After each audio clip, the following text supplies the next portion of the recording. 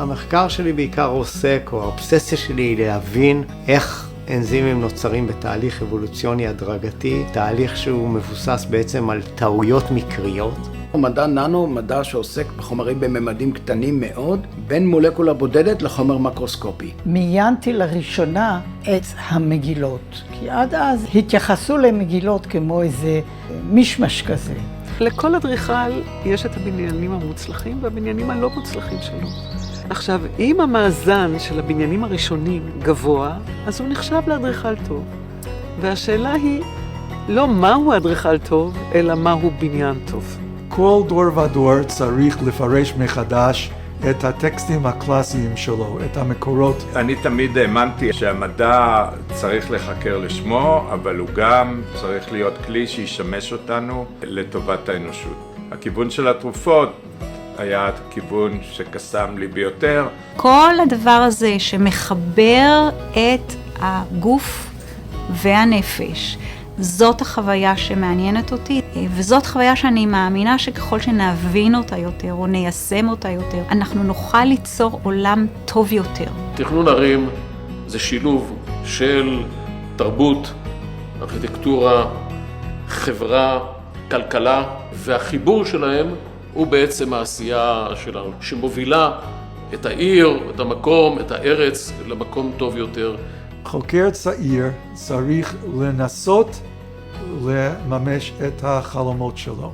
אסור לוותר על המשיכה האינטלקטואלית לכל תחום. אם לא נכשיר את דור המחר, לא יהיה לנו מחר.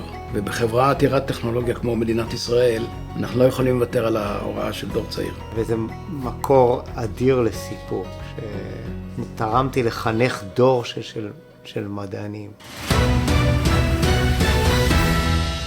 Israel is the startup nation. In nearly every field, we have individuals making a difference in the world. Today, we'll meet three of these individuals in a panel titled Striving for Excellence. News editor Maayan Hoffman will speak with three Emet Prize winners. Hello, I am privileged today to be able to host three of what I would consider some of Israel's most intelligent and creative individuals. Both architect Bracha Chyutin, Professor Emeritus Yechezkel Barenholz, head of the Liposome and Membrane Research Lab at Hebrew University Hadassah Medical Center. Thank you. Thank you. And of course, Professor Itzik Ben Israel, chairman of the Israel Space Agency, a member of the board of the Emet Prize, and wears many other hats as well. So we're very excited today because we are getting to learn a little bit about the research and the work that have been done by some of the most recent Emet Prize winners, as well as to understand more about the benefit of the prize to the state of Israel. I want to start with you, Professor Chyutin. Explain to me, how the state of Israel has been transformed through the architecture that you designed, and maybe touch a little bit on your latest project. Okay, the studio Chyutin, first of all, deals with two fields. It's designing public buildings and designing urban surrounding. And the two are connected. And I think the role of an architect is to improve the physical environment for the benefit of the society. And every project does it. I think we were lucky in the studio to win several architectural competitions, very prestigious one. And we're lucky to really build it. If I'm talking about law court, I'm talking about museum, about academic campuses. Mm-hmm. And in every project, we dealt not only with the building, but with the surrounding itself, and even exploiting neglected effects of the surrounding that we noticed, and we approved it. Amazing, and you've recently had an incredible project in Jerusalem itself. Talk a little bit about that. Okay, one of our last project is the Academy, Polanski Academy in Van Leer campus. I think it expressed our attitude to architecture. In a way, we are influenced by global architecture, but we are very, very concerned with the context and by talking about context, I'm not talking just about the historical, but the cultural, the physical, the climate, the budget, the users. And Van Leer campus is a real example how we insert a building respecting the 60s. Yes, there are icon buildings there by prize winner, Israeli prize winner, you know, and we added a building there that we tried not to overshadow the history of the place, to keep the atmosphere, the beautiful atmosphere of the campus, while doing it with up-to-date architectural language. Amazing. Now, you had mentioned to me when we spoke earlier that coronavirus is actually impacting your work already today, and certainly going forward into the future. What questions come up as a result of the COVID-19 virus in your line of work?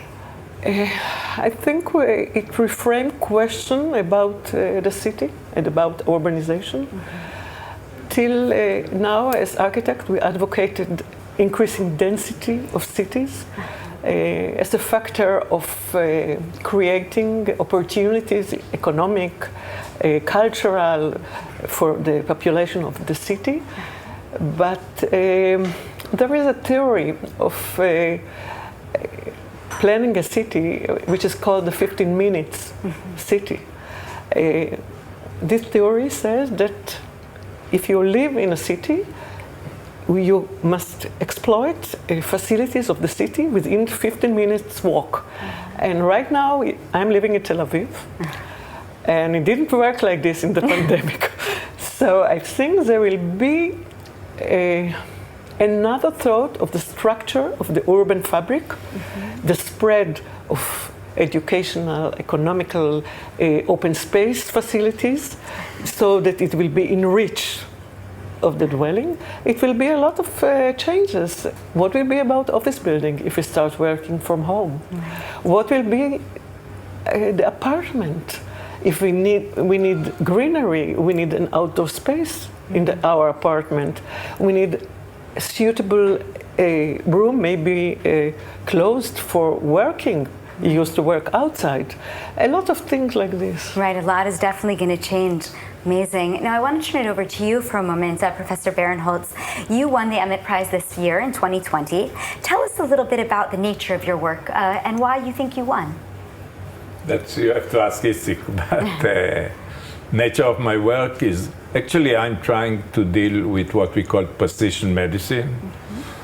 Namely, try to improve drugs and medicine and treatment by improving the therapeutic efficacy and reducing their side effect and toxicity. And this is done by the use of making the drug as a nanodrugs. Namely, the drugs are made as nanoparticles that can be injected or given by any other way to the human being. Find the site of the disease, eliminate the other tissue or reduce the availability of it to the other tissue. By this we can improve the therapeutic efficacy, more drug into the site that needs it and less drug at the other site. And through this, we can get a much better medicine. I'm assuming a much better results and also less side effects. That's right. Amazing. Now, medicine has obviously changed in the last decade, and it will be changing as we move forward, and I can only imagine that coronavirus is impacting that field as well. So talk a little bit about where you see medicine going in the next 3 to 5 years, both as a result of COVID-19 and also in general.